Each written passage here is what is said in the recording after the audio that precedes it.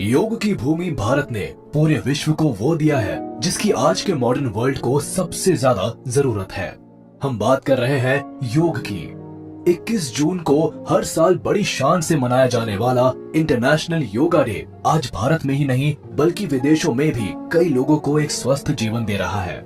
खुद साइंस भी इस बात पर ठप्पा लगाती है कि योगा ह्यूमन बॉडी के लिए संजीवनी से कम नहीं है। यह आपकी दुखती कमर, सिर दर्द, थकावट और बॉडी पेन जैसी परेशानियों को चुटकियों में भगा सकती है।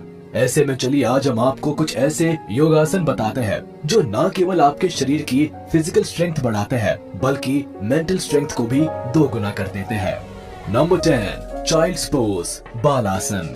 बाल आसन का नाम सुनकर इसे बच्चों का आसन मत समझ लीजिएगा, क्योंकि योग से जुड़ने वाले नए लोग इसी आसन से अपनी शुरुआत करते हैं। खास तौर पर पीठ दर्द और मांसपेशियों में दर्द से परेशान लोग इस आसन को ट्राई करते हैं। इससे शरीर में फ्लेक्सिबिलिटी तो आती ही है, साथ ही दिमाग को भी इधर उधर की भागदौड़ से शांति मिलती है।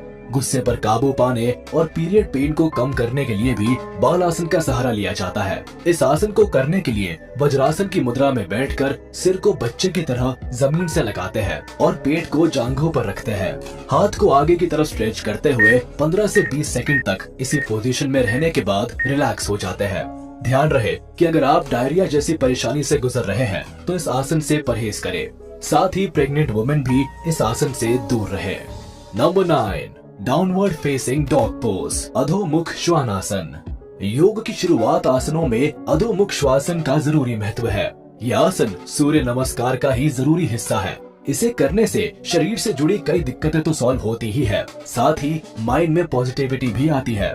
इस आसन को करने का जरूरी उद्देश्य बैक को मजबूत रखना और शरीर की फ्लेक्सिबिलिटी को बढ़ाना होता है। स्पाइन पर पड़ने वाला प्रेशर भी इस आसन से कम होता है।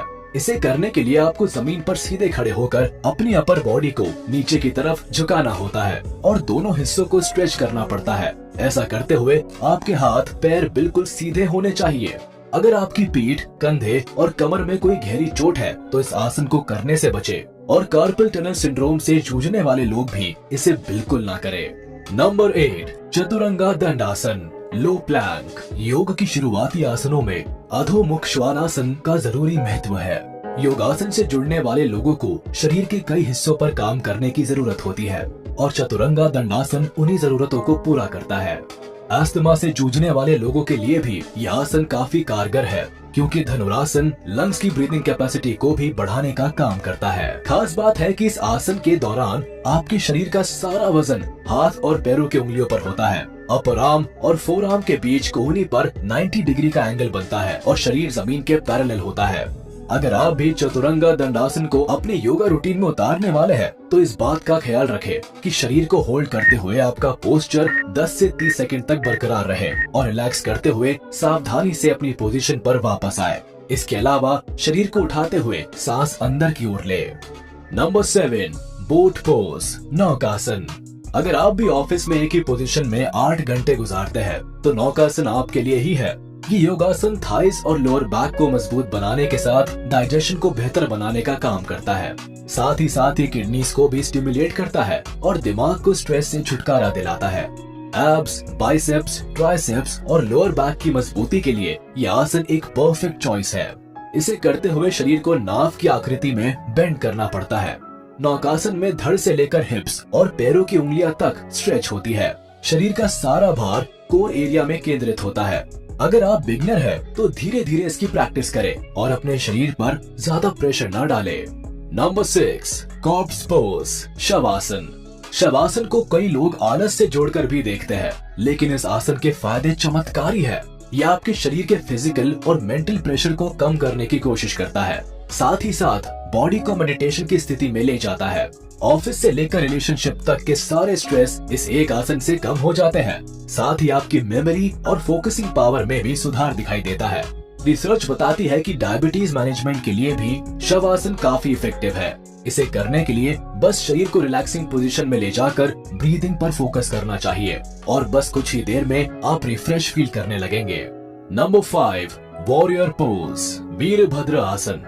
लोअर बॉडी के बैलेंस की बात आती है तो सबसे पहले जिक्र वीरभद्र आसन का ही आता है।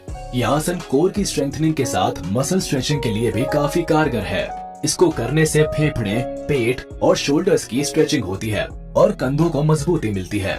साइकियाट्रिक नर्व पेन से राहत के लिए भी इस आसन का सहारा लिया जाता है। इसे करने के लिए बस अपना एक पैर पीछे की तरफ स्ट्रेच करें और दूसरे पैर को 90 डिग्री पर बेंड करते हुए आगे की तरफ रखें। फिर दोनों हाथों को मिलाते हुए ऊपर की तरफ स्ट्रेच करें और गर्दन को भी साथ में स्ट्रेच करें। 8 से 10 सेकंड्स तक होल्ड करने के बाद आप अपनी पोजीशन पर वापस आए और लगातार इस प्रोसेस को दोहराएं। अगर आपको हाई बीपी की शिकायत है तो इस आसन को अपनी योगा एक्सरसाइज का हिस्सा ना बनाएं।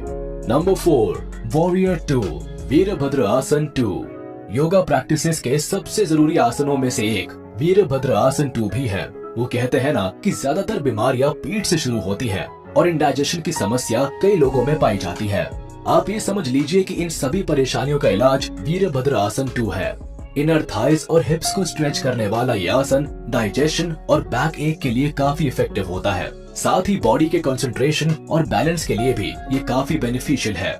इस आसन को करने के लिए आप अपने एक पैर को 90 डिग्री पर रखते हुए घुटनों को बेंड करें और दूसरे पैर को 45 डिग्री की पोजीशन पर रखें। साथ ही दोनों के हाथों को फैलाते हुए 8 से 10 सेकंड्स तक इस पोजीशन पर कायम रहें और फिर दोबारा साइड चेंज करते हुए इसे जारी रखें। नंबर 3, कोबरा पोज, भुजंग आसन। भुजंग आसन योग के कुछ सबसे खास और इफेक्टिव योगासनों में से एक है।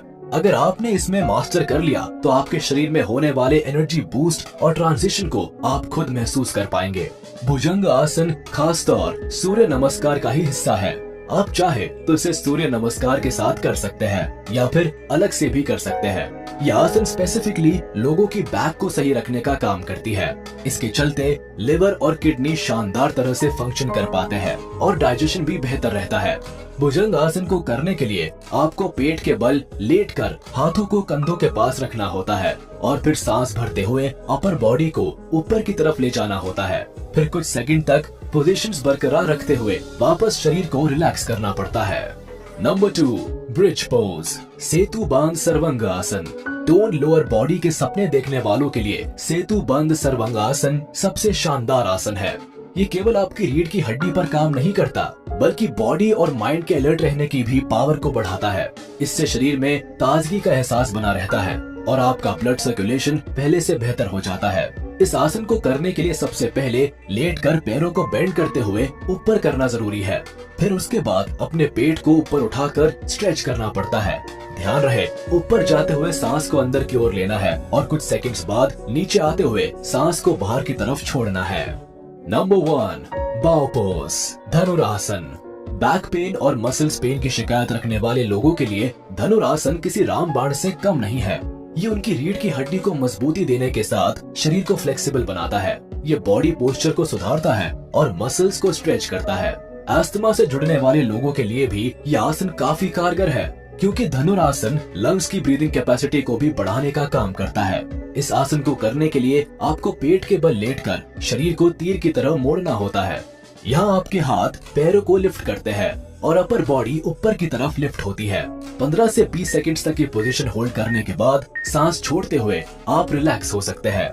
योगा से नया नाता जोड़ने वालों के लिए ये एक मुश्किल आसन है जिसे आप कुछ दिन बाद या धीरे धीरे प्रैक्टिस में ला सकते हैं। तो ये थे कुछ ऐसे आसन जिन्हें अगर इस इंटरनेशनल योगा डे से आपने जीवन में उतार लिया तो आपकी भाग दौड़ भरी जिंदगी परफेक्ट और हेल्दी हो सकती है।